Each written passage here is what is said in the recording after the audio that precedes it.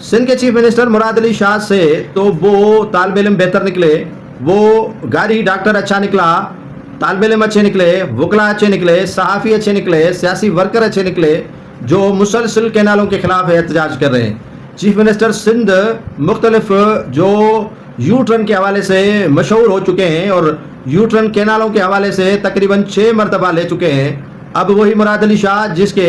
Supervision में Sindh government चल रही है, उन्होंने आज नोटिफिकेशन निकलवाने में बड़ा कलीदी किरदार अदा किया कि सिंध में कैनालों के खिलाफ एहतजाज कैसा रोका जाए, जिसके लिए जो नफाज है 144 का यहाँ नाफिज किया गया है और सिंध भर में अब एहतजाज तो शिद्दत अख्तियार कर गए हैं। पीपल्स पार्टी के ये दफ़ा जितने भी लगाए जाएं, मुकदमा जितने भी दर्ज किए जाएं,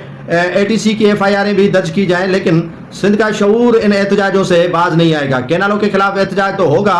और भले ये रोजी रोटी सिंध सरकार कर ले, लेकिन एहतजाज और धरने सिंध का हक है, वो मुराद अली शाह कभी नहीं छीन सकता।